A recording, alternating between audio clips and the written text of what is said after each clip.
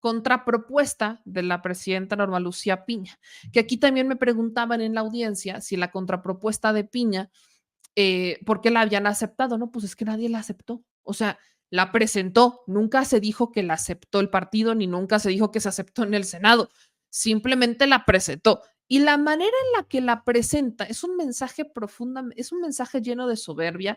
Visualmente es un mensaje que dice, creo que no han entendido absolutamente nada de lo que estamos buscando reformar. Creo que no han entendido el problema, porque la imagen es a todos estos ministros de la Suprema Corte que están en contra de la reforma del Poder Judicial, sentados en esta sala auditorio, muy cómodos en sus sillones, con caras de,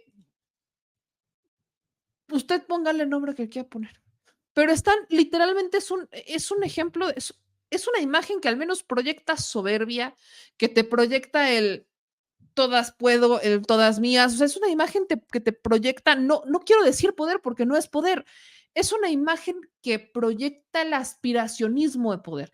Y luego lo que dicen es todavía más preocupante porque reconocen lo que mencionaba Andrés Reper en esta entrevista, reconocen todos los problemas que se han mencionado, que algunos intentan solucionar esta reforma y otros se quedarán en vamos a un siguiente paso. Pero en ninguno hacen una verdadera propuesta para resolverlos. Queda en el vamos a dialogar, vamos a platicar. Hubo 7 meses, no es cierto, 8 meses formales de diálogo a los que no quisieron asistir. Luego vinieron esta segunda ronda de diálogos a las que ya asistieron, pero al menos pasaron 6 meses y medio antes de que se dignaran a bajarse de su toga, se quitaran la toga y se bajaran de su comodidad en la Suprema Corte y empezaran a dialogar. Durante 6 meses y medio no se pronunciaban en contra, iban a foros de ellos mismos, iban a sus diálogos, daban un par de entrevistas, pero no quisieron dialogar. Dijeron, era mi opinión contra la tuya. Entonces, esto es lo que eventualmente hace que Noroña dé un segundo mensaje en el Senado en donde pues prácticamente critica la contrapropuesta de Piña y vuelve a mencionar lo de los 85 votos como mayoría calificada. Vamos a ver un poco del mensaje que da la ministra Piña, que insisto, el mensaje hasta visualmente es mensaje.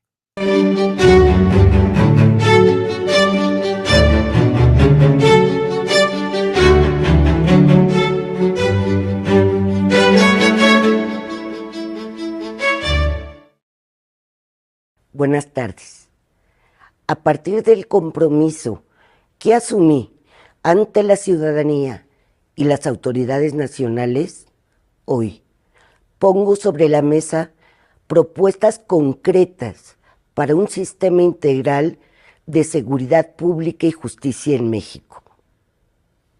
Esta propuesta parte de un ejercicio amplio de escucha y diálogo con todos los actores de los sistemas de seguridad y justicia, federal y locales, así como con legisladores, organizaciones de la sociedad civil, academia, estudiantes y víctimas de violencia. El documento, que desde este momento está a disposición de todas y todos, es el resultado de un amplio diagnóstico que integra las necesidades reales, tanto de quienes tienen a su cargo funciones de seguridad y justicia, como de quienes interactúan con ellos. También se hace público en este momento una propuesta que surge desde la judicatura en un proceso reflexivo y autocrítico de las juezas y jueces federales, magistradas y magistrados federales, así como personal de los órganos jurisdiccionales y 11 sistemas de justicia locales, cuyo objetivo es aportar a la discusión sobre la reforma judicial desde la experiencia directa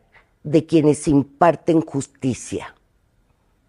Ambos documentos coinciden plenamente con las múltiples recomendaciones y decisiones que se han dirigido al Estado mexicano desde los organismos internacionales e interamericanos de derechos humanos.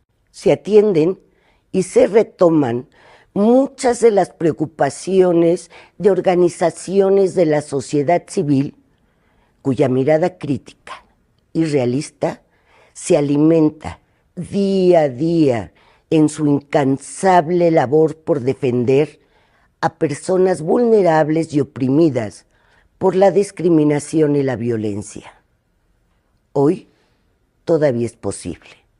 Por eso, una vez más, hago de frente un llamado respetuoso, pero firme, a las y los legisladores, a todas las autoridades de los sistemas de seguridad y justicia, que podemos cambiar las cosas. Debemos escucharnos entre poderes de la Unión. Escuchemos a las víctimas de la violencia y a las personas que dedican su vida a defender los derechos humanos. La ministra Piña dice, busquemos y hablemos con las víctimas de la... Perdona, ¿con qué víctimas habló Norma Piña? Esa es la incógnita más grande que yo voy a tener todo este tiempo si Norma Piña no sale de su oficina. Salió 2 minutos para llegar en coche a la protesta, caminar 5 pasos y luego irse de la protesta en coche. ¿De qué me está hablando? Si Norma Piña ni ha escuchado a los trabajadores del Poder Judicial, solo escuchó que le hicieran porras y entonces, ¿dónde quedó la queja de concurso de popularidad, mija? Pues ya se les olvidó, se la pasaron por el arco de la revolución. Entonces, estamos en un escenario en el que la propia ministra llega tarde con una contrapropuesta que propuso hace semanas, más bien meses, y ya al tiro por el punto de la aprobación o de la discusión en el Senado, se le ocurre ya, aquí está mi propuesta. ¿De qué sirve? De absolutamente nada. Incluso sus propios seguidores la han criticado, incluso defensores del Poder Judicial, como está en este momento, la han criticado porque dicen, llegó muy tarde. ¿Por qué llegó tan tarde? Bueno, esa es la pregunta con la que nos vamos a quedar. Eventualmente, el mensaje de Norma Piña, que insisto, la forma es fondo, en este caso lo creo completamente cierto, sobre todo viendo, vean cómo están sentados los magistrados, el cómo vean estas imágenes, ¿no? Como de nosotros somos el poder, nosotros somos o sea, esa imagen de todos ahí sentados, callados, no es no es un mensaje de entendemos cuáles son los problemas y esto es lo que proponemos para solucionarlos, es un mensaje de no nos quiten nuestros privilegios. Entonces, eso es justo lo que cuestionan personajes como el propio Gerardo Fernández Noroña, que critica en un mensaje oficial ya como presidente de la mesa directiva del Senado la contrapropuesta de la ministra Piña. 9 de septiembre del 2024, el día de ayer, la ministra presidente de la Suprema Corte de Justicia de la Nación, Norma Piña, emitió un mensaje planteando una propuesta de reforma al Poder Judicial. Desde el 5 de febrero, el compañero presidente López Obrador envió su iniciativa de reforma al Poder Judicial y con mucha arrogancia, lo digo con franqueza, el Poder Judicial la ignoró. Se hicieron 29 foros en esa etapa, no acudió ninguna persona juzgadora.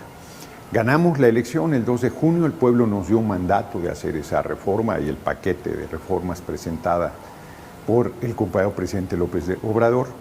Y entonces reaccionó el Poder Judicial, se hicieron 9 foros, al primero acudieron los 11 ministros de la Corte, los escuchamos y estuvimos escuchando a muchas personas juzgadoras durante este proceso.